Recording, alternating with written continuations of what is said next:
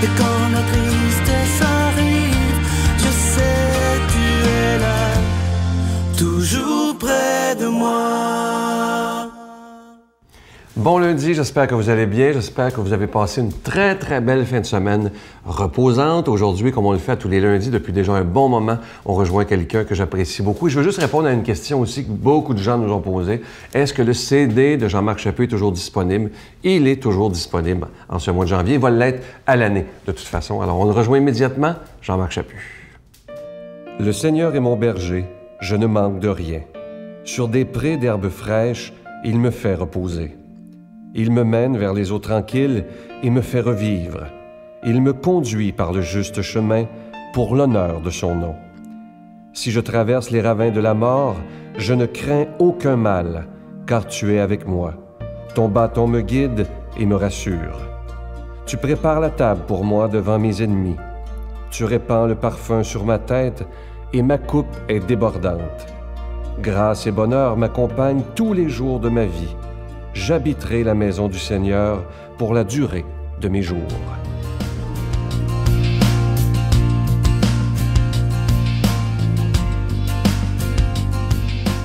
L'an passé, le pape, lors de son voyage au Brésil durant l'été, a fait pas mal de choses qui n'étaient pas courantes, aller dans les bidonvilles, etc., etc. Mais ce qui est surtout intéressant, c'est qu'il a donné une conférence de presse en retournant dans l'avion. Conférence de presse dans laquelle il s'est placé devant les journalistes et il a répondu tout à fait honnêtement aux questions. Il a répondu, par exemple, à des questions sur l'homosexualité. Et il a dit cette phrase extraordinaire.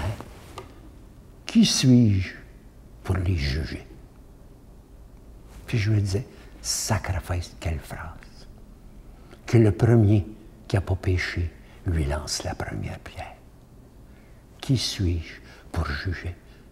Puis je regarde dans mon pays, est-ce que la justice, on juge? Mais est-ce qu'on juge dans le sens d'aider le coupable?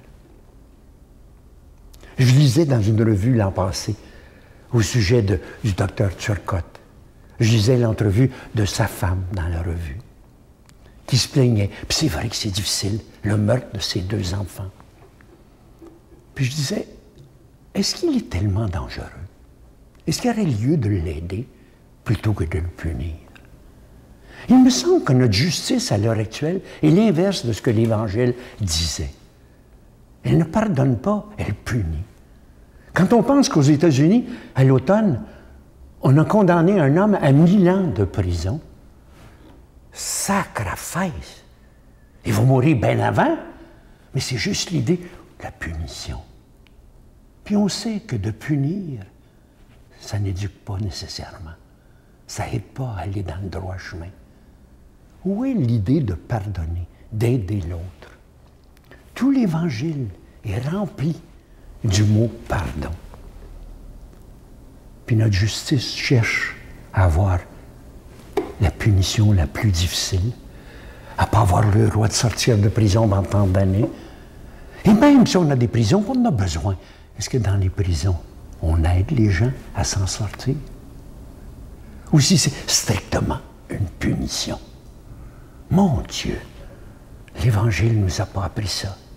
L'Évangile a dit, pardonnez-leur, Seigneur, car ils ne savent pas ce qu'ils font. J'étais tout petit, puis ça m'a impressionné, cette phrase-là. Tu sais, quand quelqu'un te donne une claque sur une joue, je suis bien d'accord, tu présentes l'autre joue. Mais quand tu as fini les 2 joues, qu'est-ce que tu fais? As-tu le droit de frapper? Bien, le pape l'a donné en réponse. Tu parles, dialogue. L'Évangile est plein de pardon.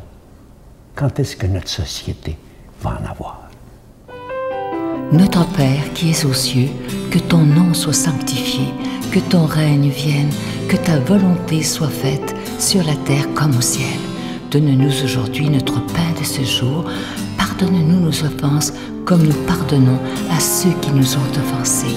Ne nous laisse pas entrer en tentation, mais délivre-nous du mal, car c'est à toi qu'appartient le règne, la puissance et la gloire pour les siècles des siècles. Amen.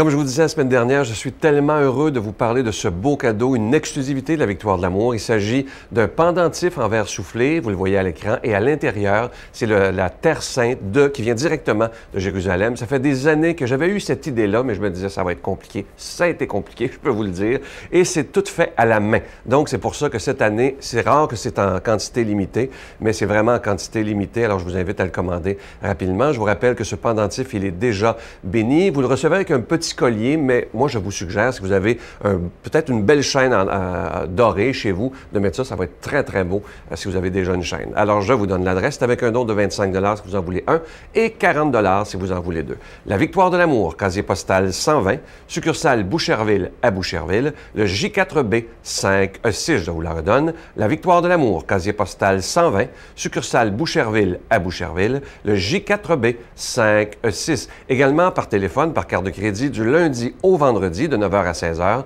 dans le 514-523-4433, 523-4433 ou sans frais, le 1-888-811-9291, 1-888-811-9291 et aussi sur notre site Internet, le www.lavictoiredelamour.org. Alors, je vous rappelle, c'est un pendentif qui est en verre soufflé, rempli de terre sainte, qui vient directement de Jérusalem. C'est un beau cadeau à se faire, mais à faire aussi à des gens qui ont la foi, parce que d'habituellement, ceux qui en ont, c'est ceux qui sont allés directement en Terre Sainte et se ramènent ça comme souvenir. Je vous remercie de tout mon cœur.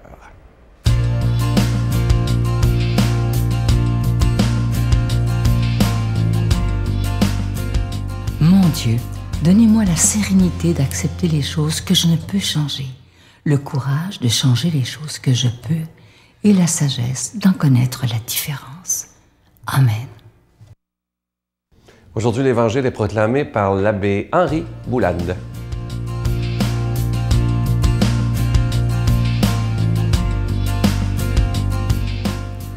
Bonjour tout le monde. Évangile selon saint Marc. Après l'arrestation de Jean-Baptiste, Jésus partit pour la Galilée proclamer la bonne nouvelle de Dieu. Il disait « Les temps sont accomplis, le règne de Dieu est tout proche. Convertissez-vous et croyez à la bonne nouvelle. » Acclamons cette parole de Dieu. Je ne sais pas si vous connaissez la géographie de la Palestine. Vous avez la Judée, qui est la terre des Juifs, d'où vient le Messie. Et puis en haut, vous avez la Galilée, qui est la terre des païens, qui a mauvaise réputation, entre autres Nazareth, où Jésus a vécu 30 ans. Deux symboles, le peuple choisi et les païens, qui vont devenir le nouveau peuple choisi. Intéressant. En d'autres termes, l'arrestation de Jean-Baptiste signifie que les gens de la Judée, ce peuple que Dieu a choisi, rejettent le prophète envoyé de Dieu. Ils le tuent. Comme ils vont tuer plus tard Jésus, toujours en Judée. Et alors vous avez cette opposition Judée-Galilée, le passé, l'avenir. La Judée a trahi l'appel du Seigneur. Ce peuple choisi s'est rendu indigne, et c'est à ce moment-là que Jésus, prévoyant ce qui allait se passer, se tourne vers la Galilée des nations. Le mot « nation » n'a pas le même sens qu'aujourd'hui. Le mot « nation » signifie des païens, c'est-à-dire ceux qui ne connaissent pas Dieu. Eh bien, c'est vers eux que Jésus va se tourner. C'est vers eux qu'il enverra ses disciples, ses apôtres, vers eux que se tournera saint Paul plus tard. Et c'est eux qui deviendront l'Église de demain. C'est très intéressant. Les temps sont accomplis. Le règne de Dieu est tout proche. Le règne de Dieu n'est plus un règne à annoncer à un certain petit groupe qui s'imagine avoir des privilèges divins pour toujours. Eh bien, le peuple de Dieu, le nouveau peuple de Dieu, c'est quoi? C'est l'humanité dans sa totalité. Ce que nous appelons aujourd'hui, dans un terme qui ne dit pas grand-chose, l'Église. Mais l'Église, je n'aime pas beaucoup ce terme-là parce qu'on pense toujours à des curés, à des bâtiments, à des cérémonies, à des traditions.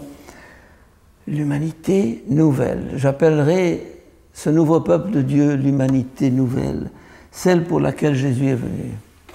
Et à ce moment-là, le passage de la Judée à la Galilée devient quelque chose d'extrêmement significatif, de profondément symbolique. Jésus, oui, c'est un juif. Il part de la Judée. Il est né en Judée, à Bethléem. Hein. La Judée, c'est le berceau, c'est le cocon.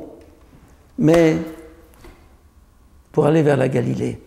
Et c'est d'ailleurs pour ça qu'après sa résurrection en Judée, Jésus dit aux apôtres, « Je vous précède en Galilée ». Je vous précède en Galilée, ça veut dire, c'est là-bas que commence la mission. Eh bien, c'est ça la bonne nouvelle dont il est question aujourd'hui. Cette bonne nouvelle, c'est que l'humanité entière est appelée à la vie divine. L'humanité entière est appelée à la bonne nouvelle.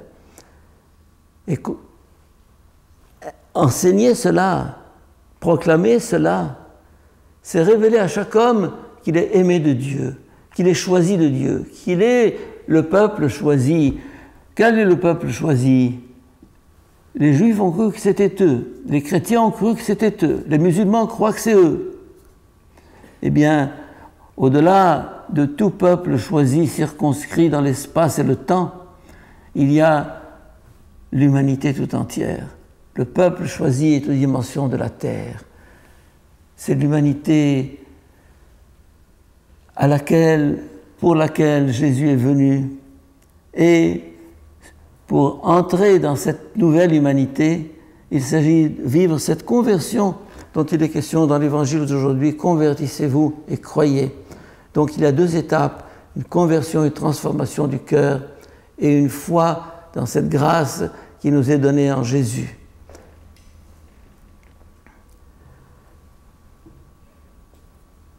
Je termine par la bénédiction du Seigneur, que le Dieu de tendresse et de miséricorde vous bénisse et vous garde, lui qui est Père, Fils et Saint-Esprit. Je vous salue Marie, pleine de grâce. Le Seigneur est avec vous. Vous êtes bénie entre toutes les femmes, et Jésus, le fruit de vos entrailles, est béni. Sainte Marie, Mère de Dieu, priez pour nous pauvres pécheurs, maintenant et à l'heure de notre mort. Amen.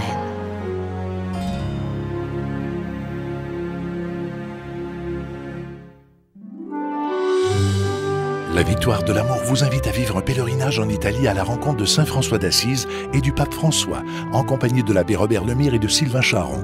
Nous visiterons Assise, Florence, Cassia, Orvieto et Rome. Nous assisterons aussi à une audience générale en compagnie du pape François au Vatican, du 25 mai au 5 juin 2014. Informations et réservations, voyage intermission au 514-288-6077. Sans frais, 1-800-465-3255. J'ai le privilège d'aller à Rome et à Assise, vivre une expérience incroyable avec Saint François et le pape François aussi. Donc venez avec nous, vous allez voir, vous allez découvrir des choses extraordinaires. Venez!